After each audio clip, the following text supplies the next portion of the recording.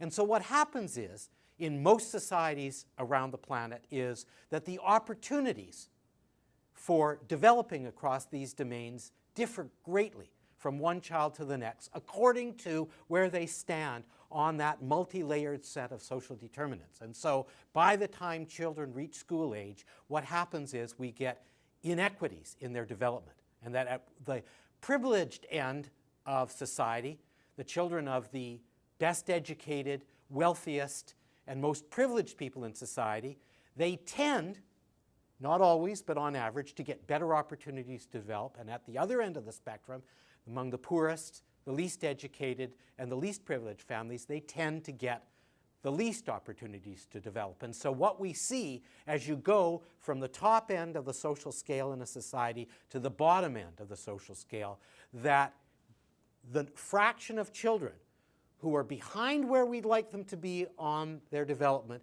goes up in a stepwise, gradual fashion. So the most privileged, the fraction of vulnerable kids, is slightly less than it is among the upper middle class, than it is among the middle of the middle class, than it is among the poor, than it is among the desperately poor. And we see this right across the world.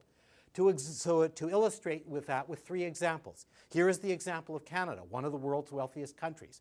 And if you look from the most well-off quarter of the population, about 14% of children are behind where we'd like them to be by the time they reach school age in their physical, in their social, emotional, or their language and communication skills. For the next middle-class group, about 23% are behind where we'd like them to be. And then for the poor and the very poor, it goes up over 30%. So you can see that as we go down the socioeconomic spectrum, the fraction of vulnerable children gradually goes up. Similarly, if we look at a middle-income country like Jamaica, it goes from a low of 19% among the most privileged gradually up to reaching over 45% at the low end of the socioeconomic spectrum. And similarly, in a poor and war-torn area like Kosovo, for a low of 30% among the most privileged people, gradually going up into the 40+%, up to over 55% of the children are behind where we'd like them to be on their development by the time we reach school age.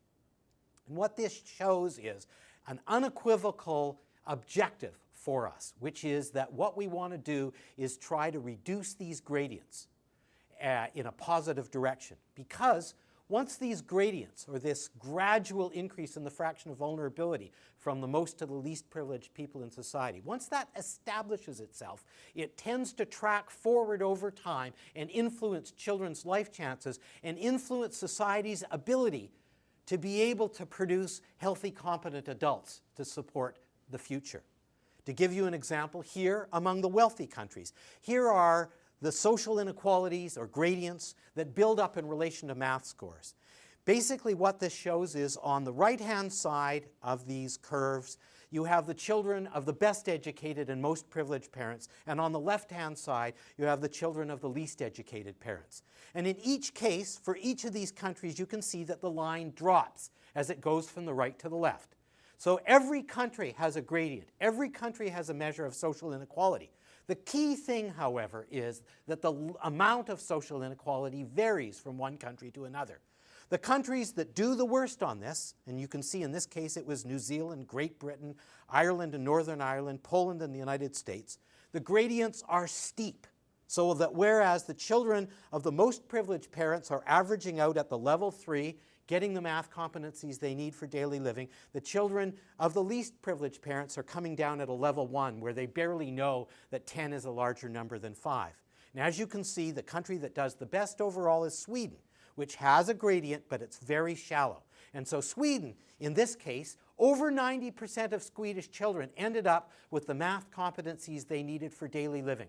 In a country like Canada, it was only about 70%. And in those countries at the bottom, like the United States and Great Britain, it was only 50 to 60%. In other words, 40 to 50% of the kids, even in these wealthy countries, are reaching adulthood without the arithmetic skills they need to cope in the knowledge economy.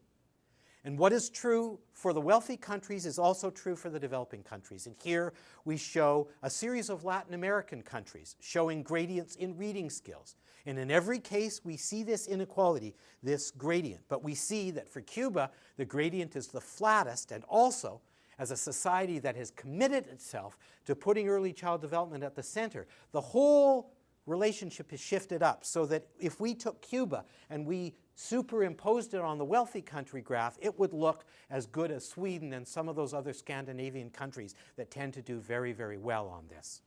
And so we can say clearly that a commitment to equity from the start means doing everything we can possibly do to flatten those gradients in early development in a positive direction, attending to physical, to social and emotional, and language, cognitive, and communication skills development. But it's not only an argument for social justice and for the fact that we are committed to our children, that we would make this case. It is economically efficient, too, in the most hard-edged ways. This graph shows the relative economic return from new investments after a society has managed to put in place basic education at the primary level. And what it basically shows is that a new dollar spent in the early years, before age 6, returns anywhere from $4 to $8 to the economy over time, which is more than what you get from new spending at the school age or the post-secondary level. So it turns out the investment in early years not only is good for people and is not only good for their health and well-being across the life course, but it is good for society, that producing better functioning, more competent population has returns that begin early and only accumulate over time in a very positive way. So as I come towards the end of this presentation, I want to talk a little bit then about what we did and the Commission on the Social Determinants of Health. Just to remind you, we ran a knowledge hub, a global knowledge hub in early child development as a social determinant of health. And we produced for the Commission on the Social Determinants of Health this report called Early Child Development, a Powerful Equalizer. It is an easy report to read. It exists right now in English and Spanish, and French and Chinese versions are coming along. And you can access it at the website listed here. The main body of the thing goes through the kind of information I provided here, but more important, we make 24 key recommendations for people like you out in the field to be thinking about in relation to early child development. And so I encourage you to download this report and read it. The report, however, was then given to the International Commission on the Social Determinants of Health, and they produced this main report then called Closing the Gap in a Generation. As I mentioned earlier, Chapter 5 of this report is called Equity from the Start, and it is their digestion of the information we provided them.